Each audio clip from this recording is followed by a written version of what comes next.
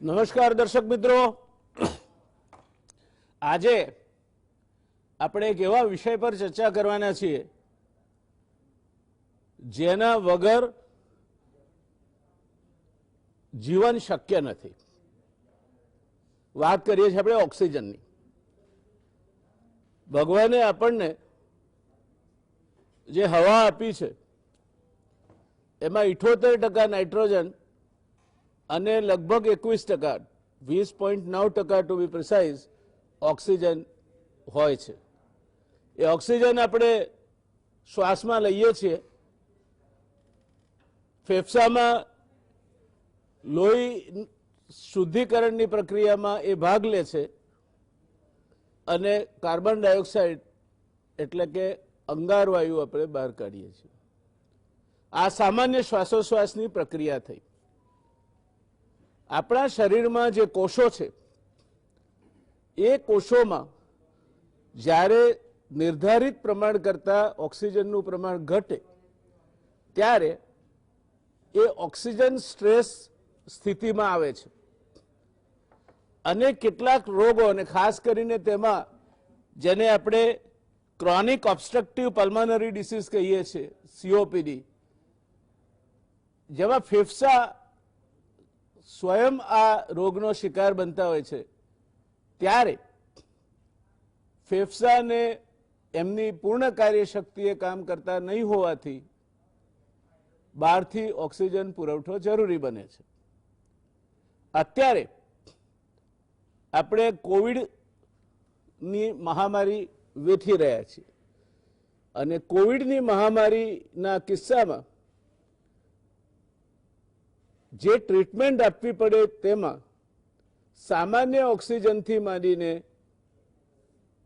High flow cannula થકી અપાતો ખૂબ મોટો ડોઝ એટલે 30 લીટરથી 50 લીટર ને એથી વધારે ઓક્સિજન અને વેન્ટિલેટર દ્વારા પણ ઓક્સિજન અપાયા વગર દર્દીને લાંબો સમય જીવતા રાખી શકાતા નથી. આ પરિસ્થિતિમાં અત્યારે ઓક્સિજનની પ્રાપ્તિ, ઉપલબ્ધિ એ ખૂબ અગત્યની બાબત બની ગઈ છે. આમે COPDના જે દર્દીઓ હોય જેમના લંગ કેપેસિટી કોમ્પ્રોમાઇઝ થઈ, એટલે ફેફસા પૂર્ણ ક્ષમતાએ કામ ન કરતા હોય,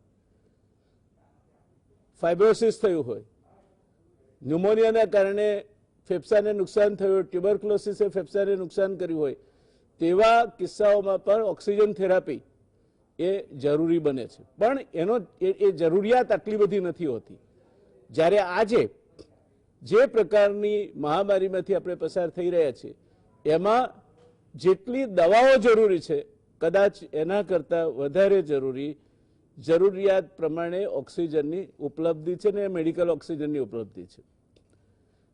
તમે થોડાક સમય પહેલા સમાચાર સાંભળ્યા હશે કે એક હોસ્પિટલમાં એકાએક રાત્રે 8 વાગે દર્દીઓને કહેવામાં આવ્યું કે ઓક્સિજન થઈ રહ્યો છે, તમે બીજે જગ્યા શોધી લો. આવું એક હોસ્પિટલમાં બન્યું, પહેલી વાર બન્યું એવું નથી. ઓક્સિજન થઈ રહ્યો છે, થઈ રહેવા આવ્યો છે, એ કારણસર દર્દીઓને બીજે ખસેડવા પડ્યા હોય એવા કિસ્સાઓ એક કરતાં વધારે વખત બન્યા છે. અને ત્યારે ઓક્સિજનની ઉપલબ્ધિ, પ્લાન્ટમાં ઓક્સિજન કેટલો બને છે, મેડિકલ ઓક્સિજન મેડિકલમાં કેટલો વપરાય છે, ઉપલબ્ધિ કેટલી છે, અને એનું વિતરણની શું પરિસ્થિતિ છે, આ ત્રણેય પાસાની ચર્ચા કરવા માટે ત્રણેય સ્ટેક હોલ્ડર્સ જેને કહેવાય, સંબંધિત ક્ષેત્રો કહેવાય, એના નિષ્ણાતોને આપણે અહીંયા આમંત્ર્યા છે. ડૉક્ટર VN શાહ સાહેબની પરિચય ગુજરાત સમાચાર ટેલિવિઝનના દર્શકો માટે જરૂરી નથી. એ કોવિડ ટાસ્ક ફોર્સના રાજ્ય સરકારના સભ્ય છે, સિનિયર ડાયાબિટોલોજીસ્ટ છે અને ઝાયડસ હોસ્પિટલના બિઝનેસ હેડ છે.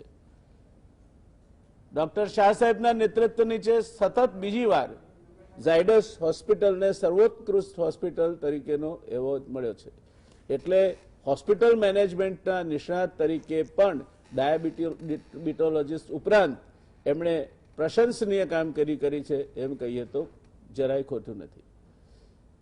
આપણી સાથે joint commissioner food and drugs વિભાગમાંથી શ્રી વી.આર. શાહ છે. એક અત્યંત કાબેલ અધિકારી તરીકે મારો એમને પરિચય છે. વિષયના જ્ઞાનની બાબતમાં એમનો અભ્યાસ હંમેશા તલસ્પર્શી હોય છે અને સ્વભાવગત રીતે કાયદાની મર્યાદામાં રહીને કોઈને ઉપયોગી કઈ રીતે થઈ શકાય તે પ્રકારની હકારાત્મક મનોવૃત્તિ ધરાવતા શ્રી વી.આર. શાહ એક ડ્રગ ડિપાર્ટમેન્ટના કાબેલ અધિકારી છે એ હું જાત અનુભવથી કહી શકું છું. મધુકરભાઈ અવાસિયા ઓક્સિજન સપ્લાયર તરીકે એમનો 30 વર્ષનો વ્યવસાય છે, પણ મારે પણ એમની સાથે પનારો પડ્યો છે. મારા પણ એ ઓક્સિજન સપ્લાયર છે અને મારે કહેવું જોઈએ કે એમણે અત્યાર સુધીના છેલ્લા 4 મહિનાથી મારા ઘરે ઓક્સિજનની જરૂર પડે છે, મારા પત્નીને તકલીફ છે માટે, અને એમની જે પૂરો પાડવાની જે વ્યવસ્થા છે એ કાબિલે તારીફ છે. એના કરતાં મધુકરભાઈ પોતે આ ક્ષેત્રનો ખૂબ ઊંડો અભ્યાસ અને અનુભવ ધરાવે છે અને એક સહૃદયી અને સંવેદનશીલ માણસ છે. ભાષાની દ્રષ્ટિએ નાગર સદગૃહસ્થ છે એટલે એમનો સ્વાભાવિક રીતે સરસ્વતીની મહેરબાની એમના પર હોય એમાં કોઈ નવાઈ નથી. મધુકરભાઈ, શ્રી વી.આર. શાહ અને વી.એન. શાહ સાહેબને આપણે આવકારીએ છીએ. શાહ સાહેબ, શરૂઆત આપનાથી કરવી છે. આ ઓક્સિજનની જરૂરિયાત કેમ પડે અને ઓક્સિજન ની જરૂરિયાત એકાએક વધી જવાના શું કારણો છે? લગભગ આ 7મો 8મો પ્રોગ્રામ જય નારાયણભાઈ સાથે હશે ગુજરાત સમાચાર સાથે. શરૂઆતના સ્લેબમાં જ્યારે આપણે વાત કરી કે આ ઇન્ફેક્શન શું છે, તો આ જ્યારે વાયરસ કોરોનાનો આપણા શરીરમાં પ્રવેશે છે એનો મુખ્ય રસ્તો નાક અને મોઢા થકી શ્વસન તંત્ર ઉપર એની અસર થાય છે. એનો 5 થી 10 દિવસમાં એની ઇફેક્ટ આવી અને એ કોષોની અંદર પેનિટ્રેટ થાય છે અને પછી એનું મલ્ટિપ્લિકેશન શરૂ થાય છે. એ પોતે એટેક આવ્યા પછી કોષોને મારવાનું શરૂ કરે છે અને એની અંદર સિક્રેશન્સને બધું ડેવલપ થાય છે. એક સ્ટેજ એવું આવે છે કે ફેફસાની અને એના એલ્યુઓલાઈ જે નાનામાં નાના રહેલા છેડાના કોષો છે એની અંદર પાણી ભરાવાનું શરૂ થાય છે. આ પાણી ભરાવાનું જ્યારે શરૂ થાય ત્યારે વ્યક્તિને ઓક્સિજનની જરૂરિયાત ઊભી થાય છે.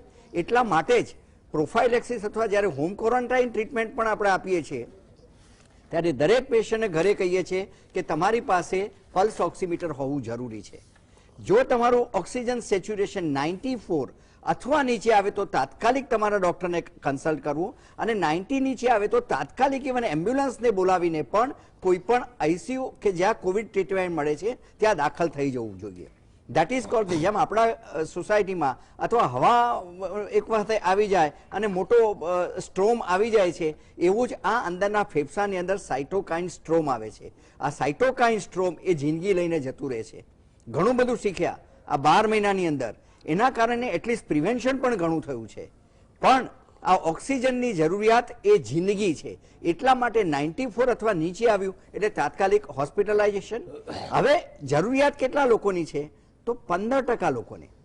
100 માંથી આજની તારીખમાં પણ દાખલ કરવાની જે જરૂરિયાત આવે છે એ 15%ની, અને એમાંથી બી 15% માંથી 5%ને આઈસીયુ અથવા તો હાઈફ્લો જે નેઝલ સ્પ્રોનની વાત કરી એની ઓક્સિજનની જરૂરિયાત આવે છે. એટલે હાર્ડલી એની જરૂરિયાત ઊભી થાય એવી વસ્તુ છે. છતાં પણ કંઈક બોમ્બરાડા ફરીથી આ હમણાં સેકન્ડ સ્પાઇક આવ્યો એના કારણે મેજર પ્રશ્ન આવીને ઊભો રહ્યો અને સપ્લાય જે ચેઇન થઈ એ કકડભૂસ થઈ ગઈ અને એના કારણે આ મોટો ઓક્સિજન સપ્લાયનો પ્રશ્ન આવીને ઊભો રહ્યો. જયનારાયણભાઈ, ધન્યવાદ શાહ સાહેબ. દર્શક મિત્રો, શાહ સાહેબે જે સમજાવ્યું તે પ્રમાણે જો તમે પલ્સ ઓક્સિમીટર ઘરે રાખતા હો અને 94 થી નીચે જાય ઓક્સિજન સેચ્યુરેશન તો તમારે તાત્કાલિક તમારા ફિઝિશિયનનો અથવા તો જ્યાં કોવિડની ટ્રીટમેન્ટ આપવાની સવલત હોય તે હોસ્પિટલનો સંપર્ક કરવો જોઈએ. અને આ કિસ્સામાં ત્યારબાદ આગળની કાર્યવાહીમાં પણ માત્ર 15% કિસ્સાઓમાં જ જેને સઘન ઓક્સિજન સારવાર કહેવાય તેવી સારવારની જરૂર પડે છે. બાકીના કિસ્સાઓમાં સઘન ઓક્સિજન ટ્રીટમેન્ટની જરૂર પડતી નથી. અને આમ છતાંય આપણે જે પ્રકારનો એકાએક કેસ વધી ગયા તેના કારણે ક્યાંક ને ક્યાંક મુશ્કેલીમાં મુકાયા છે. એ લોજિસ્ટિક્સની વાત તો આપણે કરીશું મધુકરભાઈ સાથે, પણ આપણે પહેલા સમજી લઈએ કે આ રાજ્યમાં ઓક્સિજનનું ઉત્પાદન કેટલું છે, અત્યારે કેટલી કેપેસિટી એ ઉત્પાદન થાય છે, અને એમાં મેડિકલ ઓક્સિજન અને ઇન્ડસ્ટ્રીયલ ઓક્સિજન એવું કઈ ડિવિઝન હોય તો તે એ શું છે? સૌ પ્રથમ તો વ્યાસ સાહેબનો ખૂબ ખૂબ આભાર. વીએન શાહ સાહેબ જેવો તો મારી પાસે લકી નથી કે આટલો ટાઈમ બેસે, પણ વ્યાસ સાહેબને જેને હું ઓળખું છું એ પ્રમાણે આઈ વન્સ ટાઈમ ઓપોર્ચ્યુનિટી લાઈફમાં આવી તેની સાથે બેસવામાં. મારા એક્સ મિનિસ્ટર હતા, એની નીચે કામ કરવાનો પણ મને અનુભવ ઘણો છે. અને એ વાત છોડીને હવે આપણે જો ઓક્સિજનની બાબત આવીએ તો પ્રી કોવિડમાં સૌથી પહેલાં આપણી પાસે ગુજરાત સ્ટેટમાં there were 13 manufacturers, cool 31 medical oxygen ઉત્પાદકો હતા. કોવિડ દરમિયાન આ ઉત્પાદકોની સંખ્યા આજની તારીખમાં વધીને 61 થઈ છે. અને હાલમાં આપણી પાસે લગભગ 970 metric ton daily production capacity છે. આમાં જે આપણે વિભાજન કરવામાં આવે તો મેડિકલ ઓક્સિજનના પ્રાઇમરી મેન્યુફેક્ચર્સ હોય છે અને સેકન્ડરી મેન્યુફેક્ચર્સ હોય છે. અને પ્રાઇમરી મેન્યુફેક્ચર્સ જે હોય છે સાહેબ, એમાં અગેન લાર્જ સ્કેલ હોય છે કે જેમ ઇનોક્સ અને એર ઇન્ડિયન બધા જે છે એ બધા મોટા છે. અને એ સિવાય રિલાયન્સ પણ એક બહુ મોટું ઉત્પાદક છે જે લિક્વિડ મેડિકલ ઓક્સિજન સપ્લાય કરે છે. એ લિક્વિડ મેડિકલ ઓક્સિજન પછી રિફિલર્સ આપે છે, જે આ કોસ્મિક વાળા પણ જે છે, જે લોકો સિલિન્ડર્સમાં પણ સપ્લાય કરતા હોય છે. આ ઉપરાંત આપણી જે હોસ્પિટલ્સ છે એ હોસ્પિટલ્સમાં પણ લિક્વિડ મેડિકલ ઓક્સિજનની ટેન્ક રાખવામાં આવી છે, જે વેપરાઇઝર થ્રુ કરીને ગેસ ફોર્મમાં કન્વર્ટ કરીને પછી અંદર આઈસીયુમાં બધે સપ્લાય કરવામાં આવતું છે. હાલમાં આપણી પાસે જે મેં કીધું એ પ્રમાણે 970 મેટ્રિક ટનની પ્રોડક્શન કેપેસિટી ડેલી છે. જે સામે આજના મારી પાસે જો હું આંકડા બતાવું તો એ મુજબનું લગભગ 890 જેટલું પ્રોડક્શન થયેલું છે. અને તે પૈકી 415 જેટલું ઇન્ડસ્ટ્રીયલ સપ્લાયમાં ગયું છે, જ્યારે 525 જેટલું મેટ્રિક ટન મેડિકલ સપ્લાય થયેલું છે.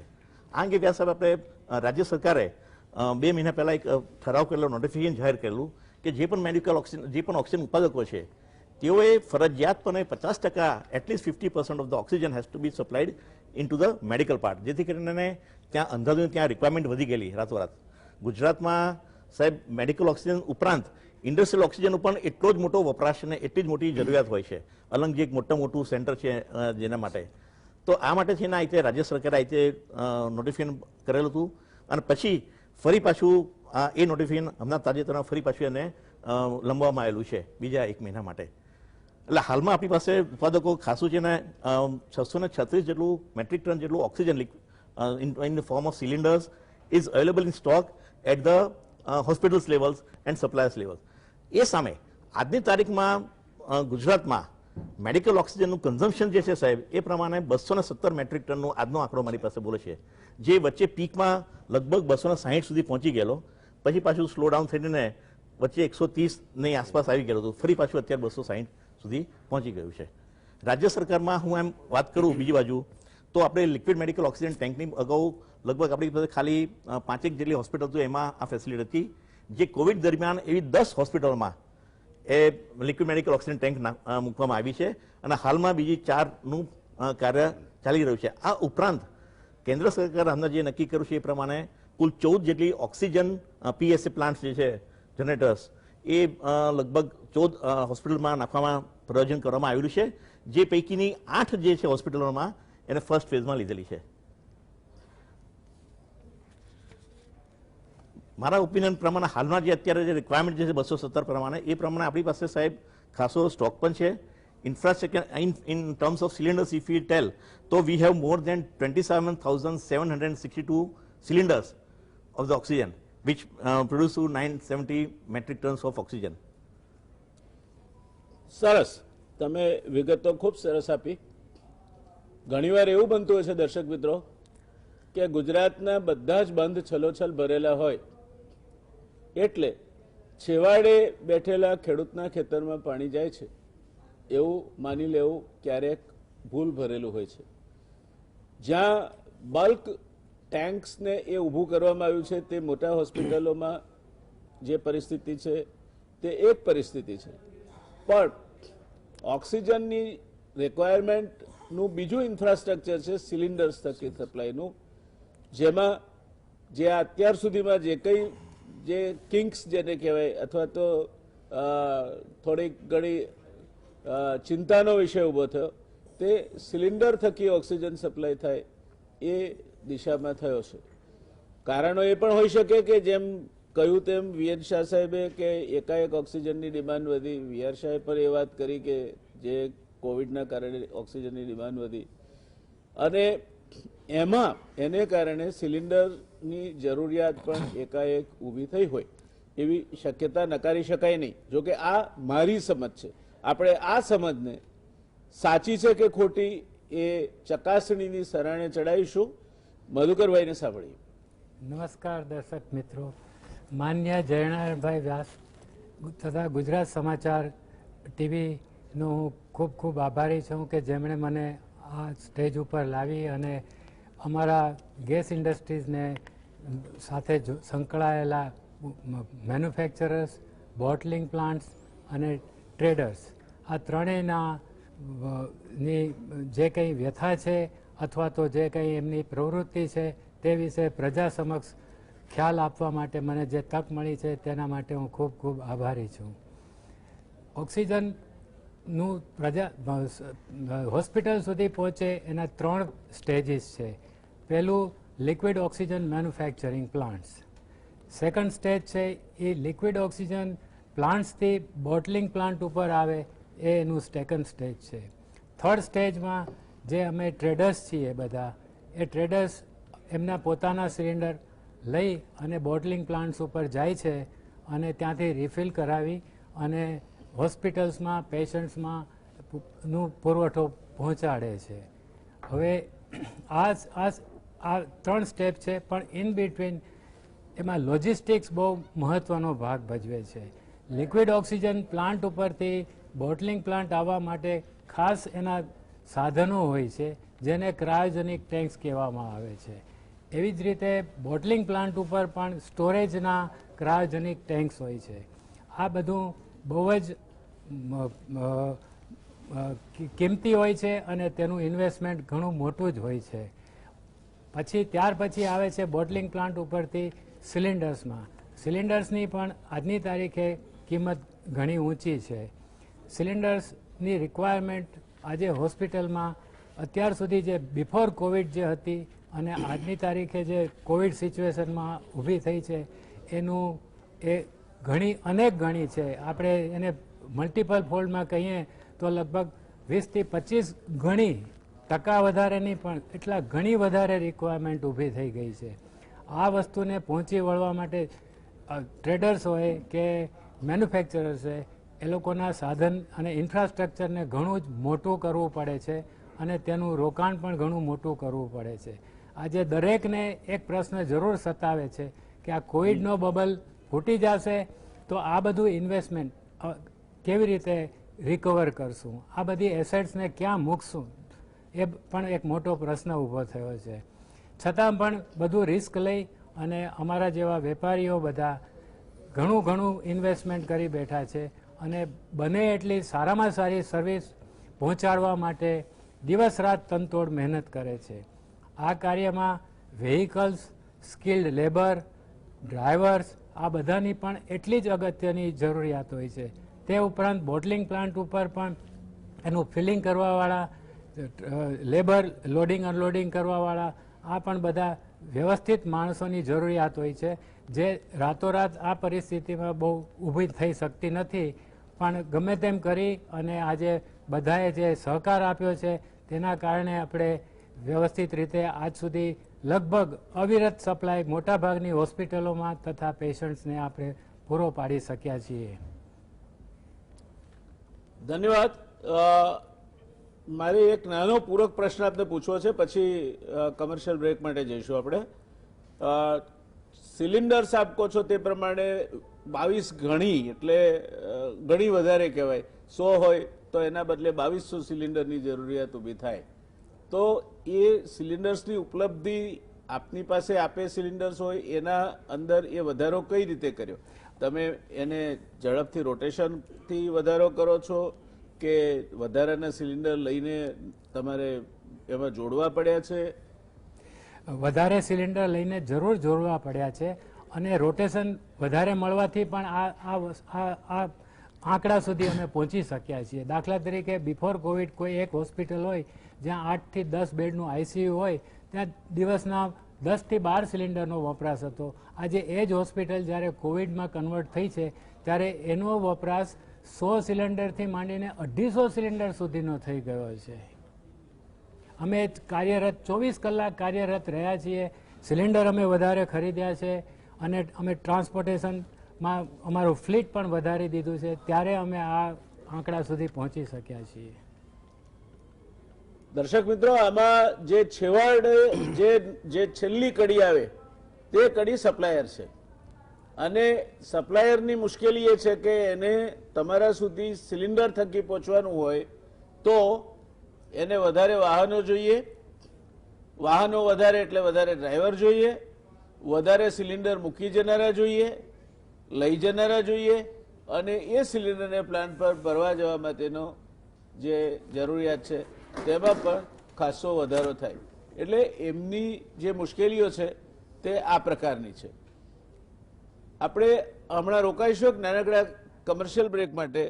ત્યાર પછી મારે જે પ્રશ્ન પૂછવો છે તે શરૂઆત કરીશું ચર્ચાની આપણે વીઆર શાહ સાહેબથી કે આ જે સિલિન્ડરની તંગી ઊભી થઈ એ અને ડ્રગ ડિપાર્ટમેન્ટ એના પોતાનું જે એસ્ટિમેટ છે એમાં ક્યાંય સંકલન હતું અથવા તો એમના ખ્યાલમાં હતું આ અને હવે એ ક્ષતિ પૂર્તિ કરાવી દેવાય છે કે હજુ પણ ક્યારેક કોઈ અણધારી પરિસ્થિતિ ઊભી થાય તો કદાચ ઓક્સિજનની તંગી ઊભી થઈ શકે તેમ છે. એ જવાબ લઈશું આપણે વીઆર શાહ સાહેબ પાસેથી. પણ અત્યારે સમય થયો છે એક નાનકડા કમર્શિયલ બ્રેકનો. રોકાઈએ કમર્શિયલ બ્રેક માટે. નમસ્કાર દર્શક મિત્રો, બ્રેક બાદ ફરી એકવાર ઓક્સિજન ઉપર ઓક્સિજન ની આ રસપ્રદ ચર્ચામાં આપ સૌનું સ્વાગત છે. ચર્ચા થઈ રહી હતી. અત્યાર સુધીની ચર્ચામાં શાહ સાહેબે આપણને ઓક્સિજન કેમ જોઈએ તે સમજાવ્યું. શ્રી વીઆર શાહે આપણને રાજ્યમાં ઓક્સિજનનું ઉત્પાદન કેટલું છે, કઈ રીતે ઓક્સિજનનું વિભાજીકરણ થાય છે તેની વાત કરી અને મધુકરભાઈએ આપણને જે છેવાડાનું લિંક છે ઓક્સિજન સપ્લાયરના વ્યવસાયમાં છેવાડાની લિંક એટલે સિલિન્ડર સપ્લાયર છે. એમણે એમની વાત કરી. એમને પણ વધારો પોતાની જે અક્ષામતો છે એમાં કરવો પડ્યો. પણ એક વાત એમની સાંભળીને જરા થોડી મનમાં રમૂજ થઈ કે એમના ધંધામાં બધા લોકો એવું વિચારે છે કે આ કોવિડ જતો રહેશે તો પછી આનો પરપોટો ફૂટી જશે. હવે એક વર્ગ એવો પણ છે જેનો અર્થ એ થયો કે જેને લાગે છે કે આ કોવિડ હજુ ચાલુ રહે તો સારું. ધંધાકીય હિતો જ્યાં સંકળાતા હોય ત્યાં ક્યારેક આવું બનતું હોય છે. ફરી પાછા આપણે વીઆર શાહ પાસે જઈએ. આપણે આખી ચર્ચા સાંભળી. સાથે સાથે વચ્ચે એક કરતા વધુ વખત અમદાવાદમાં ઓક્સિજનની તંગી ચાહે ગેરસમજ હોય કે સમજ હોય ઊભી થયાની અને દોડાદોડીની વાત આવી. હવે ભવિષ્યમાં આવું ના થાય એ માટે તમે રેગ્યુલેટર તરીકે શું પગલાં લીધા છે? વ્યાસ સાહેબ, સૌથી પહેલાં જે આપણે ઓક્સિજનના મેન્યુફેક્ચરિંગ જે ભવિષ્યભાઈએ જે વાત કરીને એ મુજબ એના 3 તબક્કા છે. એક તબક્કો છે એનો ફિલિંગનો છે, બીજો છે એનો ટ્રાન્સપોર્ટિંગનો અને ત્રીજો તબક્કો છે ત્યાં હોસ્પિટલ ઉપર એનું પેશન્ટ સુધી પહોંચાડવાનું. આ 3 તબક્કા છે. એ 3 તબક્કાને જો આપણે વહેંચી લઈએ તો સપોઝ કે મારી પાસે એક પેશન્ટ છે તેના માટે મારી પાસે 3 સિલિન્ડર હોવા જોઈએ. એક એનું ત્યાં ફિલિંગ ત્યાં જ્યાં પેશન્ટને સપ્લાય થતું હોવું જોઈએ, એક ત્યાં ટ્રાન્સપોર્ટમાં, કારણ કે ફ્રોમ મેન્યુફેક્ચરિંગ ઉત્પાદકના લેવલથી હોસ્પિટલ સુધી પહોંચવા માટેનો પણ જે રસ્તો છે ત્યાં આપણે એક અટવાયેલો રહે અને ત્યાંનું ફિલિંગ થતું હોય જ્યાં એ લોકો લિક્વિડ ઓક્સિજન લઈને ભરતા હોય. એક આ 3 તબક્કામાં વહેંચાઈ જશે. પ્રથમ તબક્કે આપણે જોઈએ તો જે મોટી હોસ્પિટલ સાહેબ જ્યાં હતી કે જ્યાં ઘણા બધા સિલિન્ડર્સ પહેલાં જતા હતા, જેના હિસાબે એટલું બધું ઓક્યુપન્સી ત્યાં સિલિન્ડરો ત્યાં ભરાવો રહી જતો, સામે એટલો જ સિલિન્ડરનો પાછું ત્યાંથી હોસ્પિટલમાંથી લઈને પાછો ઉત્પાદક સુધી પહોંચાડવાનો એ લોજિસ્ટિક ટાઈમ અને એટલો પાછો ફિલિંગ ટાઈમ અને તેમજ પછી ફરી પાછું એ એટલો જ જથ્થો એટલો huge amount of the cylinders. એટલે આનો બેસ્ટ જે ઇમિડિયેટ રેમેડી હતી ને દેટ વોઝ કે ભાઈ સાઇટ ઉપર ઓક્સિજન અવેલેબિલિટી મળી રહે એના માટેનું. જે મેં આપણે અગાઉ કીધું એ પ્રમાણે કે આપણી પાસે અગાઉ ખાલી 5 હોસ્પિટલમાં લિક્વિડ મેડિકલ ઓક્સિજન ટેન્ક હતી, જેની અત્યારે આપણી પાસે બીજી 10 ઉમેરો થઈ ગયો છે, બીજી 4 અત્યારે ઓલરેડી અંડર કન્સ્ટ્રક્શન મને ફાઇનલ સ્ટેજમાં છે. તો હવે અને આ ઉપરાંત બીજી મેં હું કહું છું એ પ્રમાણે 8 હોસ્પિટલો એવી આઈડેન્ટિફાઈ થયેલી છે, કેન્દ્ર સરકારે પણ એની મંજૂરી ફાઇનલ સ્ટેજમાં છે કે જ્યાં ઓક્સિજન જનરેશન પ્લાન્ટ થશે. સેલ્ફ રિલાયન્સ જે હોસ્પિટલ જે થવા માંડી છે ઓક્સિજન માટેની, કે જે એના માટેથી એમને ઉત્પાદક સુધી એને ડિપેન્ડ ના થવું પડે, આ આખો કેન્દ્ર સરકારનો આ મોટિવ રહેલો છે આખો. અને એ હેતુથી હાલમાં આપણી પાસે ઘણી બધી લિક્વિડ મેડિકલ ઓક્સિજન ટેન્કો આવી છે, જેના હિસાબે એ બધા સિલિન્ડર્સ જે છે એ સિલિન્ડર્સ આ બધી બાજુ નાના જે છેવાડાના જે આપ સાહેબ કહો છો ત્યાં ડાયવર્ટ થઈ શકે છે. That is one point. Second પોઈન્ટમાં સામે જે આ સિલિન્ડર્સ જે છે ને એ સિલિન્ડર્સના મૂળ ઉત્પાદકો કચ્છ કાંટો ને બધા જે છે મેન્યુફેક્ચર, એ લોકોએ પણ ઘણા સિલિન્ડર્સ ઉત્પાદન કરીને પછી પેસો દ્વારા એની મંજૂરી મેળવીને પણ આ રીતે મેન્યુફેક્ચર આપ્યા છે. અને third and most important point કે જેમાં રાજ્ય સરકારે બહુ સરસ જાહેરનામું કરેલું હતું અને એ હતું લોજિસ્ટિક.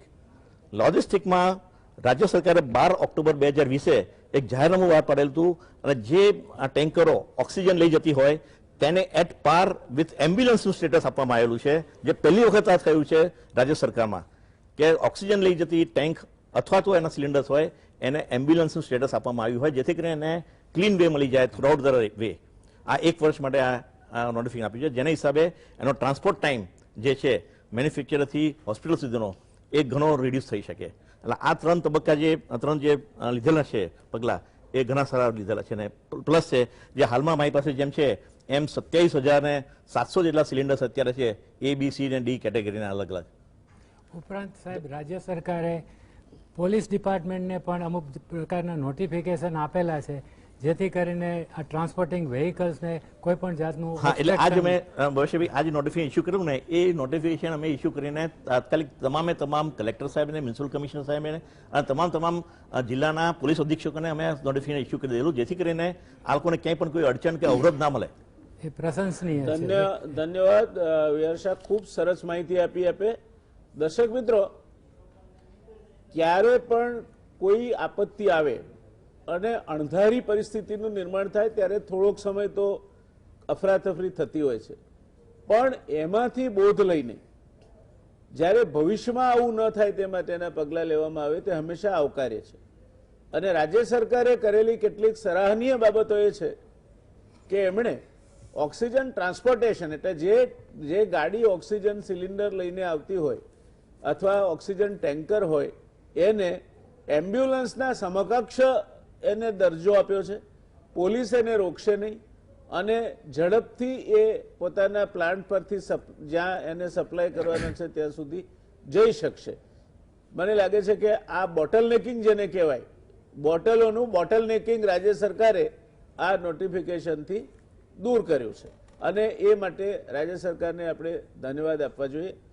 ત્યાર પછીની વાત છે કે જે હોસ્પિટલો મોટી છે ને જ્યાં પોતાનો ઓક્સિજનનો ટેન્ક અથવા તો સપ્લાય ઊભો કરવા માગે છે તેવી હોસ્પિટલોને એ માટે છૂટ આપવામાં આવી છે ને એ દિશામાં લગભગ 10 હોસ્પિટલો વધારાની ઉમેરાશે કે જ્યાં પછી બોટલની જરૂર નહીં પડે, ટેન્કર અને ટેન્કરથી પાઇપ થકી ઓક્સિજન સપ્લાય હોસ્પિટલમાં મળતો થશે. એટલે વધારાના એટલા બાટલા પણ ફ્રી પડશે. આ બધું જો થાય તો અમદાવાદમાં તો ઠીક છે, પણ ગુજરાતમાં ક્યાંય ઓક્સિજનની શોર્ટેજ થાય અથવા તો જેમ સેટેલાઇટની કોઈ હોસ્પિટલમાં રાત્રે 8-9 વાગે દોડાદોડ થઈ હતી કે હવે બીજે લઈ જાઓ અમારે ઓક્સિજન નથી એટલે નહીં રાખી શકાય, તે પ્રકારની પરિસ્થિતિનું નિર્માણ ન થાય. મધુકરભાઈ, આ 2 બનાવ બન્યા એ હોસ્પિટલોને ઓક્સિજન નહીં મળવાના કારણે કે શું કારણ હતું એનું અને એ નિવારી શકાયું હોત? 2 વસ્તુ અત્યારે એક પરિસ્થિતિ એવી ઊભી થઈ છે કે હોસ્પિટલ્સને અમે ટાઈમલી સપ્લાય પહોંચાડવા માટે હંમેશા પ્લાનિંગ કરીને જ રાત્રે સૂતા હોઈએ છીએ. અત્યારે અમારો સુવાનો સમય પણ નિશ્ચિત નથી રહ્યો એકચ્યુઅલી.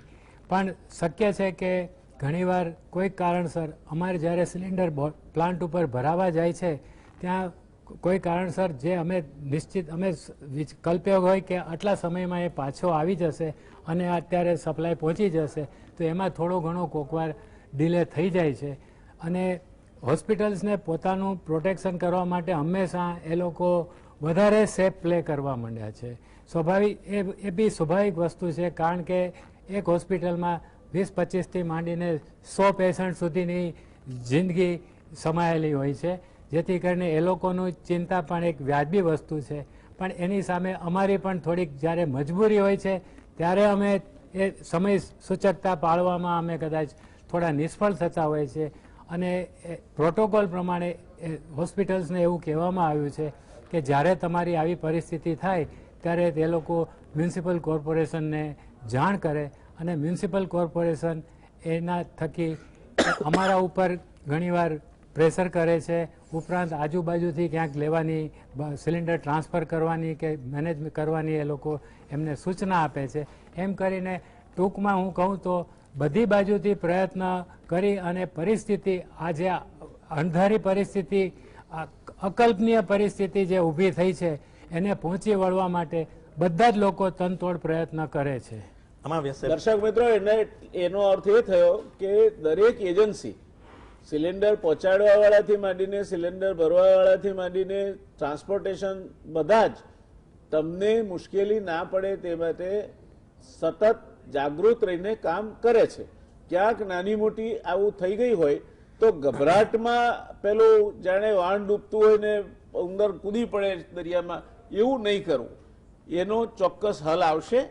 અને આજની પરિસ્થિતિમાં જે પ્રમાણે ડ્રગ કમિશનરશ્રી, જોઈન્ટ ડ્રગ કમિશનરશ્રીએ વાત કરી, મધુકરભાઈએ વાત કરી, એ પ્રમાણે હવે એક જ બોટલ નેકરે છે જે એમણે કહ્યું કે પ્લાન્ટ ઉપરથી ડિસ્પેચ થવામાં મોડું થાય, બાટલા ભરી અને બાટલા લોડ કરવામાં મોડું થાય.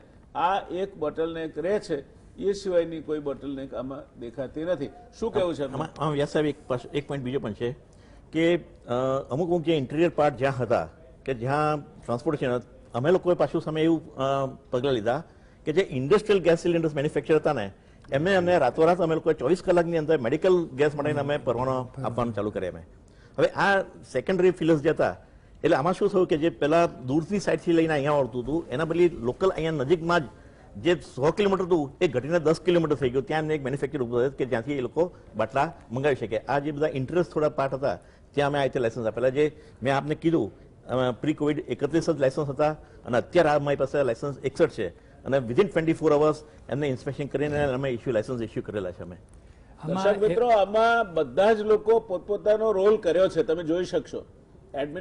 એડમિનિસ્ટ્રેશન તરીકે ડ્રગ કમિશનરે વધારાના લાયસન્સ 31 માંથી એક્સેપ્ટ કર્યા. પછી જે લોકોને ઇન્ડસ્ટ્રીયલ સિલિન્ડર બનાવવા માટેનો પરવાનો હતો એને મેડિકલ સિલિન્ડર બનાવવા માટેનો પરવાનો આપ્યો. અને એ રીતે નજીકમાંથી સિલિન્ડરનો સપ્લાય મળી શકે એ માટેની બધી વ્યવસ્થાઓ ગોઠવવામાં ડ્રગ કમિશનરનું તંત્ર સતત કાર્યરત રહ્યું છે.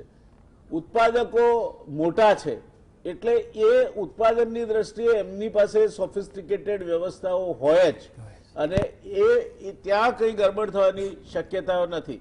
ત્યાર પછીની જે વાત આવી એ ટ્રાન્સપોર્ટેશનની વાત આવી. એમાં પણ રાજ્ય સરકારે એ ટ્રાન્સપોર્ટેશનને એમ્બ્યુલન્સના સમકક્ષ દરજ્જો આપીને એમાં પણ કોઈ અડચણ ના આવે તે પ્રકારની વ્યવસ્થા ગોઠવી આપી છે. મને લાગે છે કે હવે ગભરાટ કરીને દોડાદોડ કરવાનો કોઈ અર્થ નથી. એવી પરિસ્થિતિ ઊભી જ નહીં થાય, અને થાય તો ચારે તરફથી એને મદદરૂપ થવા માટે કોર્પોરેશનથી માંડીને, ડ્રગ કમિશનરથી માંડીને, સપ્લાયર નેટવર્કથી માંડીને, પ્રોડ્યુસરથી માંડીને બધા જ નેટવર્ક કાર્યરત થશે. એ આજની ચર્ચા પરથી ફલિત થાય છે. ભૂતકાળમાં આ જે કંઈ ઘટનાઓ બની તેમાં કદાચ થોડાક અંશે ભય અને ગેરસમજ પણ કારણભૂત હોઈ શકે.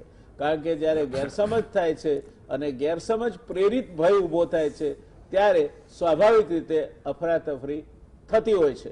અને કોઈ પણ અનુભવ આ પ્રકારનો હોય જ્યાં પેશન્ટની જિંદગી એક બહુ નાનકડી થીન ડિવાઇડિંગ લાઈન હોય 94 થી ઘટતું ઘટતું 92 થાય, 91 થાય, 90 થાય, એટલે પેશન્ટ ને પેશન્ટના સગાઓના તો જીવ તાળવે બંધાય જ, પડીકે બંધાય જ, પણ એને ટ્રીટ જે કરતા હોય તે ડોક્ટરોના પર જીવ પડીકે બંધાય.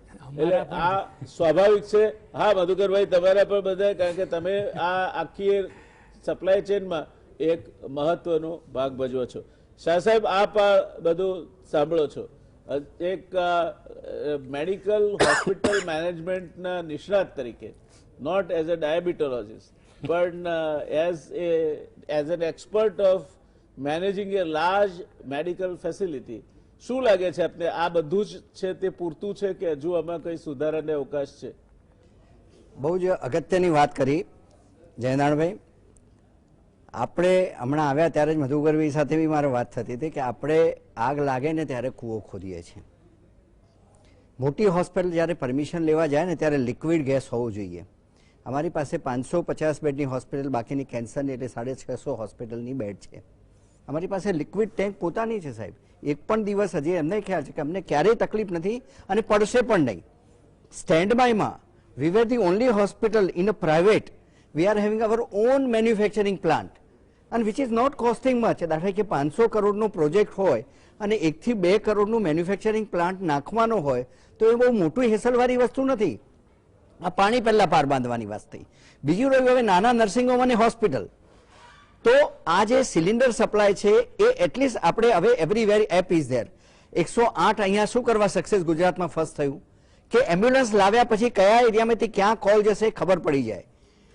50 બેડની હોસ્પિટલના આટલા સિલિન્ડરની જરૂર છે because it is a liquid. હવે લિક્વિડ ગેસને હું એક સિમ્પ્લિફિકેશનમાં જયનારાયણભાઈ સમજાવીશ કે આ લિક્વિડ ગેસ છે -4 અંશે એના સિલિન્ડરમાં રહેલો હોય, જે આપણા ઘરમાં ગેસ આવે છે લિક્વિડ હોય છે, પછી જેને આપણે સળગાવીએ એટલે પછી એ હવામાં કન્વર્ટ થાય છે. એ જ રીતે જ્યારે આ સિલિન્ડરમાં કન્વર્ટ થાય છે ત્યારે એને 15 અંશ સેન્ટીગ્રેડ જેવું થાય એટલે પછી એ લિક્વિડમાંથી ગેસ કન્વર્ટ થાય છે અને ઓક્સિજન આપણે માણસને આપીએ છીએ. એની પણ રિક્વાયરમેન્ટ 95% થી 99%. આજે વેન્ટિલેટરમાં સપ્લાય કરવાનો હોય ત્યારે 99%ની જરૂરિયાત ઊભી થાય છે. એટલે આ 99%નો ગેસ સપ્લાય અને ઇન્ડસ્ટ્રીયલ ગેસ છે એ 95% હોય છે. એટલે જે કન્વર્ટ કરવાની વાત છે, હા, એટલે એ જે કન્વર્ટ કરવાની વાત છે એ એટલા માટેનો એક પ્રશ્ન આવીને ઉભો રહી જાય છે. હવે વાત રહી સપ્લાય ચેનની. જ્યારે મેં વાત કરી કે આ જો ખબર પડી જાય કે આજે એ હોસ્પિટલને નારણપુરામાં ઓક્સિજનની જરૂરિયાત છે, એની પાસે સિલિન્ડર ખૂટવા આવ્યા છે, એ જ વખતે પેલી સેન્ટ્રલ લાઇનમાં જો આ કરવામાં આવે તો તરત જ જ્યાં એડિશનલ સપ્લાય પડી રહ્યો હોય એ ન થાય. બીજું આપણા ત્યાં સંગ્રહખોરી છે સાહેબજી. હું આમાં આ હોસ્પિટલ સાથે જ જોડાયેલો છું, પણ મારે જરૂરિયાત આજે થાય કે મને 100 સિલિન્ડરની જરૂર છે તો હું 200 લઈને બેસી જઈશ કે મને કાલે નહીં મળે તો. આ નહીં મળે અને એના કારણે જ્યારે બી આવી તંગી ઊભી થાય છે ત્યારે ઓલવેઝ શોર્ટ સપ્લાય. એટલે this is question of supply અને એની નીડ. આ બે વસ્તુમાં જ્યારે ગેપ ઊભી થાય છે ત્યારે આ કાગા રોડ શરૂ થઈ જાય છે. એટલે બેઝિકલી ક્યાંય મેન્યુફેક્ચરિંગમાં કોઈ વાંધો નથી ક્યાંય સપ્લાયરનો વાંધો, પણ ડિફરન્ટ જે આપણે કહ્યું કે બોટલનેક છે એને ખાલી ઓપન કરવાથી લોકોની લાઈફ બચી શકે છે. એટલે અમારા હોસ્પિટલ પોઈન્ટ ઓફ વ્યૂ પણ ખોટો એટલીસ્ટ સંગ્રહ ન થવો જોઈએ. જરૂરિયાત હોય તો જ ઓક્સિજન શરૂ થવું જોઈએ. મેં પહેલી સેન્ટેન્સ જે જયનારાયણભાઈએ ક્વેશ્ચન પૂછ્યો ત્યારે વાત કરી કે 100માંથી ખાલી 15% લોકોને જ ઓક્સિજનની જરૂરિયાત છે.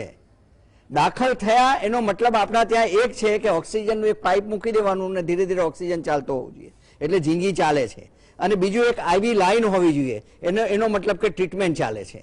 આ વસ્તુની માન્યતા જો ઘર કરેલી ખોટી રહીશું આપણે તો ઘણો બધો પ્રશ્ન આપણો એમને સોલ્વ થઈ જશે અને બોટલનેક જે છે એ ઓટોમેટિક ખુલી જશે. એ મારું જવાબ. દર્શક મિત્રો, આમાં બહુ અગત્યની વાત કહી શાહ સાહેબે. એક અફવા બજારમાં ફરતી થાય કે કાલથી ડીઝલના ભાવ 10 રૂપિયા વધી જવાના છે. સાહેબ, રાતના 12 વાગ્યા સુધી 2-5 કિલોમીટર લાંબી લાઈન લાગી. અથવા તો ભારત બંધ છે અને અઠવાડિયું ડીઝલ મળવાનું નથી અથવા તો પેટ્રોલ નથી મળવાનું, તો જેટલી બધી સવલતો છે બધી જ આપણે ભરાવી લઈએ.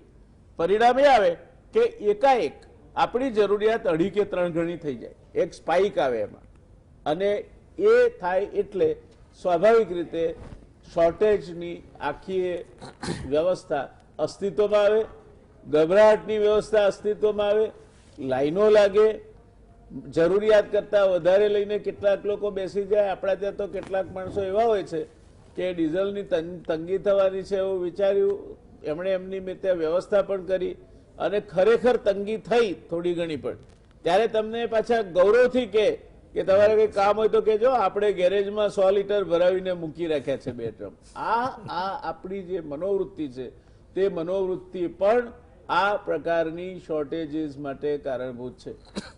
અને એટલે જે સપ્લાયની વ્યવસ્થા છે, સરકારનું આખું તંત્ર જો આટલી ચિંતા કરતું હોય, જો ટ્રાન્સપોર્ટેશનને એમ્બ્યુલન્સનો દરજ્જો મળતો હોય, જો સિલિન્ડર માટેની પ્રાપ્તિ માટેની વ્યવસ્થા સરકાર કરતું હોય, 31 માંથી 61 લાઈન સરકાર આપતું હોય, લાયસન્સ સરકાર આપતું હોય, 10 જેટલી હોસ્પિટલો પોતાના ઓક્સિજન ટેન્ક બનાવતા હોય, તો મને લાગે છે કે આવનાર સમયમાં આ જે અફરાતફરી થઈ એ અફરાતફરી થવા માટેનું કોઈ કારણ નથી. અને એવી કોઈ અફવા આવે તો દોડીને ભાગાભાગી કરીને ક્યાં ગમે તે ભોગે ગમે ત્યાંથી ઓક્સિજનનો સિલિન્ડર લઈ આવવા માટેનો પ્રયત્ન નહીં કરો. પ્રયત્ન કરશો તો તમે એમાં સફળ નહીં થાવ, કારણ કે તમને સાચો સોર્સ પણ ખબર નથી અને સાચી સંસ્થાઓ પણ ખબર નથી. ક્યારેક આ બધી વ્યવસ્થામાં આપણે એવી સંસ્થા પર જઈએ છીએ, અને આ હું બિલકુલ નામ જાહેર કર્યા વગર કહું છું, કે જ્યાં સિલિન્ડરો છે પણ સિલિન્ડરો ભરેલા નથી, કારણ કે કોવિડના કારણે કોઈ આવતું નથી. આમ તો એ સંસ્થાનું કામ જ મેડિકલ એઇડ અને સિલિન્ડરથી માંડીને તે નાની મોટી બીજી જરૂરિયાત, બેડપાન કે આવી બધી વસ્તુઓ પૂરી પાડવાની છે. પણ એ સ્વૈચ્છિક સંસ્થા પેરેલાઇઝ થઈ ગઈ છે. એટલે આપણને આ પણ ખબર હોવી જોઈએ કે અત્યારના સંજોગોમાં માન્ય છે, ભૂતકાળનો અનુભવ હશે કે અહીંથી ઓક્સિજન સિલિન્ડર મળી રહેશે, જરૂરી નથી મળે. કારણ કે કોવિડના કારણે ઘણી બધી વ્યવસ્થાઓ બદલાઈ છે, ઘણી બધી વ્યવસ્થાઓ ખોરવાઈ પણ છે. મધુકરભાઈ, આપને શું કહેવું છે? આ જે અત્યારની પરિસ્થિતિ છે એ સંતોષકારક છે? આપ માનો છો ભવિષ્યમાં હવે પછી કોઈ આના કારણે બીજી કોઈ તકલીફ ઊભી થવાની ઓક્સિજન સપ્લાયમાં શક્યતા નથી અને કોઈએ ચિંતા કરવાની જરૂર નથી? ઓક્સિજનના બાટલા જોઈશે તે પ્રમાણે મળશે અને દર્દીને ઓક્સિજનના કારણે વેઠવું પડે તે પરિસ્થિતિ નહીં ઊભી થાય. ફરી પાછું એકવાર અનકન્ફર્મ મારી પાસે જે રિપોર્ટ છે તે પ્રમાણે સુરેન્દ્રનગરથી આપણા એક આંતરરાજ્ય સ્પર્ધાઓ અને આંતરરાષ્ટ્રીય સ્પર્ધાઓમાં પણ ભાગ લઈ ચૂકેલ ખેલાડીને રાજકોટ લઈ જતા રસ્તામાં ઓક્સિજન થઈ રહ્યો અને એનું મૃત્યુ થયું હતું. આ પરિસ્થિતિ પણ થાય છે. તો આ બધા સામે શું કહેવું છે? આપણે શું કાળજી રાખવી જોઈએ? મારું માનવું એવું છે કે શાહ સાહેબે જેમ કીધું એમ પ્લાન બી, મેઇન પ્લાન તમારો લિક્વિડ ટેન્ક છે, એવી રીતે પ્લાન બી એ જ્યાં સુધી ચાલે ત્યાં સુધી જરૂર ચલાવો, પણ તમારી પાસે plan B as a backup મોટી હોસ્પિટલ પાસે તો જરૂર હોય છે, અથવા તો ન હોય તો એને હોવો જોઈએ, એ જરૂરી છે. પણ આ પ્લાન બી મેન્ટેન કરવા માટે મિડ સાઇઝ સેગમેન્ટની હોસ્પિટલ માટે ઘણું મુશ્કેલ કાર્ય છે. એના માટે સિલિન્ડરનો સ્ટોરેજ કેપેસિટી વધારવાની એ લોકોએ ખાસ જરૂર પડશે જ.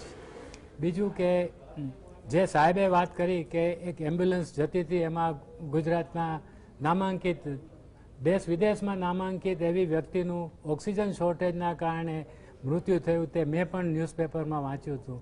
એ દુઃખદ ઘટનામાં પણ પ્લાન બી તૈયાર નહોતો.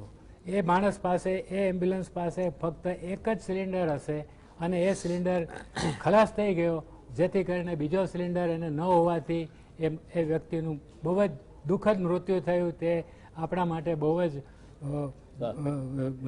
શું કહેવાય, દુઃખદ ઘટના છે, આપણા ઘટના છે. એટલે દરેક, જેમ તમે સામાન્ય રીતે કોઈ પણ હાઈરાઇઝ બિલ્ડિંગમાં કે હોસ્પિટલમાં તમે ફાયર સેફટીની સિસ્ટમ રાખો છો, જે હાર્ડલી કદાચ વર્ષો પછી પણ કદાચ ઉપયોગમાં નહીં આવે, તો એવી જ રીતે ઓક્સિજનની પણ ઓલ્ટરનેટ અરેન્જમેન્ટ એ લોકોએ, હોસ્પિટલ્સોએ ચોક્કસ રાખવી એ કદાચ બહુ જ જરૂરી વસ્તુ છે એકચ્યુઅલી. શાહ સાહેબ, again coming back to you after he finishes, એક મિનિટ comments on this. ઉપરાંત આજે ગુજરાત રાજ્ય એક ઘણું નસીબદાર રાજ્ય છે કે જેમાં ઓક્સિજનની ઉત્પાદન ક્ષમતા ઘણી વધારે છે, જેથી કરીને આવી પરિસ્થિતિ લગભગ ન જ બને. પણ બાકી ઓક્સિજન ઉત્પાદનની પ્રક્રિયામાં સમાયેલી મશીનરી જે છે એ 24 કલાક 365 દિવસ ચાલતી છે અને સામાન્ય રીતે એનું પ્રિવેન્ટિવ મેન્ટેનન્સ જરૂર થતું હોય છે. આ ઇન્ડસ્ટ્રી હાઈલી પાવર ઇન્ટેન્સિવ છે. પાવર જવાથી આ ઇન્ડસ્ટ્રી ટોટલી ક્રિપલ થઈ જશે. એટલે એ લોકો સામાન્ય રીતે આવા મોટા પ્લાન્ટમાં સ્પેશિયલ ફીડરથી પાવર લે છે, એટલે આવી સંજોગો ઘણીવાર લગભગ બનતા જ નથી. પણ જો બને તો પણ ઘણી મુશ્કેલી સર્જી શકે છે આ પરિસ્થિતિ. આપણા ત્યાં ગુજરાતમાં મધુકરભાઈ મુશ્કેલી મધ્યપ્રદેશમાં પ્લાન ફેલ થવાના કારણે સર્જાય છે. એ મધ્યપ્રદેશમાં ફેલ થયો તો મશીન છે ગુજરાતમાં પણ ફેલ થઈ શકે. અને આ ચિંતા સકારણ છે. આ પ્લાન્ટ્સ હાઈ ટેકનોલોજી વાળા છે, તેમાં ઘણા ઇક્વિપમેન્ટ એવા છે કે પછી તમારે એના સ્પેર પાર્ટ્સ રિપ્લેસમેન્ટ, સામાન્ય રીતે આ બધા એની ઇન્વેન્ટરી જરૂર મેન્ટેન કરતા હોય છે. પણ કોક વાર આમાં કોઈ જગ્યાએ શરત ચોક થઈ જાય તો પાછી મોટા પાયે શોર્ટેજ આપણે પ્રશ્નો. બહુ ટેકનિકલ ચર્ચામાં ઉતરી ગયા. આપણી અત્યારની ચિંતા ઓક્સિજન મળી રહે તેટલા પૂરતી જ મર્યાદિત છે.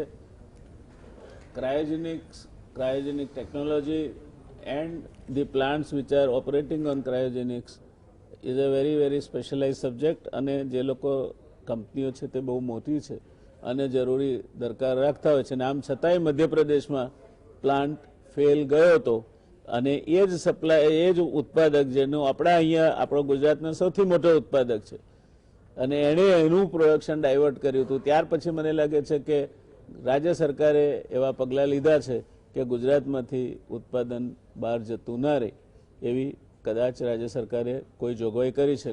એવું કંઈ કર્યું છે આપણે ગુજરાતમાંથી ઉત્પાદન ઓક્સિજનનું, જે રીતે મધ્યપ્રદેશ ડાયવર્ટ થઈ ગયું હતું? હા, મધ્યપ્રદેશ આપણે ગુજરાતમાં સરપ્લસ ઉત્પાદન છે અને જે આપણે જાય છે એ ઇનોક્સને બધા જે ત્યાં સુરત પાસેના પ્લાન્ટ છે, બિકોઝ મધ્યપ્રદેશમાં ઇટસેલ્ફ એમની પાસે કોઈ એવા આટલા પ્લાન્ટ નથી, એમની જરૂરિયાતો છે. એટલે એમાંથી ગુજરાતમાંથી ત્યાં મધ્યપ્રદેશમાં, આજુબાજુના મહારાષ્ટ્રમાં પણ નજીકના અને આ બધું રાજસ્થાનમાં પણ આપણે માલ જાય, ઓક્સિજન સપ્લાય થાય છે. અને આ માટે કેન્દ્ર સરકારનું એક આખું લેખિત ડાયરેક્ટિવ્સ આવેલા છે કે જે રાજ્યમાં ઓક્સિજનની ઉત્પાદન ક્ષમતા વધારે છે તેઓને બાજુના બીજા પડોશી રાજ્યોને પણ સપોર્ટ કરવાના રહેશે. ના, એ તો કરવું જ જોઈએ. એમાં કંઈ કોઈ આખો દેશ એક છે એટલે તમે ગુજરાતમાં જે વસ્તુ ઉત્પાદન કરતા હો, કાલ ઉઠીને તમે કહો રિફાઇનરી ગુજરાતમાં છે એટલે અમે પેટ્રોલ બીજા કોઈ નહીં આપીએ તો ના ચાલે. પણ સાથોસાથ all of a sudden spike આવે, જે ઇનોક્સના કેસમાં આવી હતી અને એ that was one of the reason which created a problem. આવું ન થાય તે પણ જોવું જોઈએ. તે વખતે જે આપણે આવેલું સાહેબ, ત્યાર પછી જ રિલાયન્સ કરીને મેન્યુફેક્ચરર છે જે જામનગરમાં છે, એમનો આખોનો જે ઇન્ડસ્ટ્રીયલ ઓક્સિજનનો ક્ષમતાને વધારી દીધી છે. અને હાલમાં જે અગાઉમાં ખાલી 150 મેટ્રિક ટન આપતા હતા, એ ગઈકાલના કે 2 દિવસ પહેલા મારી પાસે જે રિપોર્ટ છે એ પ્રમાણે 300 metric ton they are giving to liquid medical oxygen manufacture. Very good. એટલે રિલાયન્સ વાળાએ પણ ઘણો મોટો આમાં સહયોગ આપેલો છે. સરસ. એનો અર્થ એ કે હવે ગુજરાતમાં ઓક્સિજનના સપ્લાયના મુદ્દે અથવા ઉત્પાદનના મુદ્દે કોઈ ચિંતા કરવી જરૂરી નથી. રાજ્ય સરકારે અત્યાર સુધી જે પગલાં લીધા છે એ સાચી દિશામાં છે અને સાચી રીતે કામ કરી રહ્યા છે. શાહ સાહેબ, ફાઇનલ વર્ડ્સ ફ્રોમ યુ. આ બધી ચર્ચાનું મૂળમાં જ વાત કરું તો ફરીથી આપણો એ જ યક્ષ પ્રશ્ન અને એનો જવાબ, આ કોરોના થવા જ ના દો. કોરોના નહીં થવા દો તો દાખલ નહીં થવું પડે, ઓક્સિજનની જરૂરિયાત નહીં પડે, આ લોકો બેસી રહેશે, સપ્લાય ચેઇન નહીં ચાલે. એમને કહ્યું કે એમનો ધંધો પડી ભાગશે તો કંઈ વાંધો નથી, ઉપરવાળા બીજી મહેરબાની કરશે. પણ પ્રભુને કરીને ધ્યાન રાખીને કમ્પલસરી પ્લીઝ માસ્ક પહેરો, સોશિયલ ડિસ્ટન્સિંગ રાખો. અને હજી પણ હમણાં આવતા કોઈ થાળ જોઈને આવ્યો, હું 8:45 અહીંયા સ્ટુડિયો પર આવતો હતો, આખો હોલ જમવા માટે ભરેલો હતો. એટલે આપણે કેટલા ગંભીર છીએ એ આપણી વર્તણૂક પરથી ખબર પડે છે. સરકાર ગરમ થઈ અને હમણાં કરફ્યુ જેવો નાખ્યો એટલે સ્લેશ ગ્રાફ પાછો ડાઉન થવા માંડ્યો. જેવો કરફ્યુ ઉપડશે એટલે યંગસ્ટર એ જ પાનના ગલ્લા, એ જ પિચકારીઓ, એ જ રાતના ઉજાગરા અને એ જ કોરોના. એટલે જ્યાં સુધી શિયાળો છે, જ્યાં સુધી વેક્સિન ના આવે ત્યાં સુધી પ્લીઝ પ્લીઝ પ્લીઝ એસએમએસને અપનાવજો. Social distancing, mask and sanitization. દર્શક મિત્રો, આ શાહ સાહેબની વારંવારની સલાહ છે, પણ that is the golden advice. SMS એ પહેલા દિવસથી શાહ સાહેબે શરૂ કરેલો શબ્દ છે. સેનિટેશન, માસ્ક અને સોશિયલ ડિસ્ટન્સિંગ. રસીની બહુ ચિંતા નહીં કરતા, રસી આવશે તો પણ લેવાય કે નહીં એની ચર્ચા આપણે કરવાના છીએ. આ રસી જે RNA પ્લેટફોર્મ પર બની છે એના ઘણા બધા પ્રશ્નો ઊભા થવાના છે. નિષ્ણાતોની પેનલ સાથે આપણે ચર્ચા કરીશું. પણ સૌથી સારી વસ્તુ એ છે કે જો પગમાં જોડા પહેરવાથી કાંટા ના વાગતા હોય તો આ બધી આપણે આ ચિંતામાં પડવાની ક્યાં જરૂર છે. માસ્ક બાંધો, ભેગા ના થાવ ટોળે વળીને, અને એકબીજાથી 2 ગજ કી દૂરી રાખો, વાત પૂરી થઈ જાય. નહીં ઓક્સિજનની શોર્ટેજ આવે, નહીં તમારે હોસ્પિટલમાં દાખલ થવું પડે, નહીં રેમડેસિવિરની ચિંતા કરવી પડે, નહીં ટોસિઝોલોબની ચિંતા કરવી પડે. તો જે કરવાનું છે કરો ને ભાઈ. કાંટો વાગે તો પગમાં જોડા પહેરાય, ધરતીને ચામડે મળવાના જ હોય. એટલે આપણે આ જે કંઈ કરવાનું છે, સરકાર શું કરવા કરે? આપણે એટલા પણ બુદ્ધિના બળદ માણસો છીએ કે આપણને આ ખબર નથી પડતી, એટલે સરકારે આપણી ચિંતા કરવાની. સ્વીડનના આરોગ્ય મંત્રીએ એવું કહ્યું છે કે દરેક નાગરિક પોતે સ્વસ્થ રહે અને બીજા નાગરિકને પોતાના થકી માંદગી ન લાગે એ જોવાની એની ફરજ છે. આપણી આવી કોઈ રાષ્ટ્રીય ફરજ ખરી? એ પ્રશ્ન સાથે આપણે આજની ચર્ચાને અહીંયા વિરામ આપીશું. એ વિશ્વાસ સાથે આપણે આજની ચર્ચાને અહીંયા વિરામ આપીશું કે રાજ્ય સરકારે ઓક્સિજનના પુરવઠા માટે જે કંઈ કરવું જોઈએ તે ખૂબ સારી રીતે કર્યું છે. રાજ્યના ડ્રગ કમિશનરના તંત્રને પણ આપણે ધન્યવાદ આપીશું, અને સપ્લાયર ચેઇનના મધુકરભાઈ જેના પ્રતિનિધિ છે એને પણ ધન્યવાદ આપીશું, ઉત્પાદકોને પણ ધન્યવાદ આપીશું. ગુજરાતમાં ઓક્સિજનની તંગી ઊભી થાય એવી શક્યતાઓ નથી. એ વિશ્વાસ સાથે આપણે આજની ચર્ચાને વિરામ આપીએ છીએ. મળીશું આવતીકાલે વળી એક નવા વિષય સાથે, નવી ચર્ચા સાથે, નવી પેનલ સાથે. શુભરાત્રી, શબ્બા ખેર.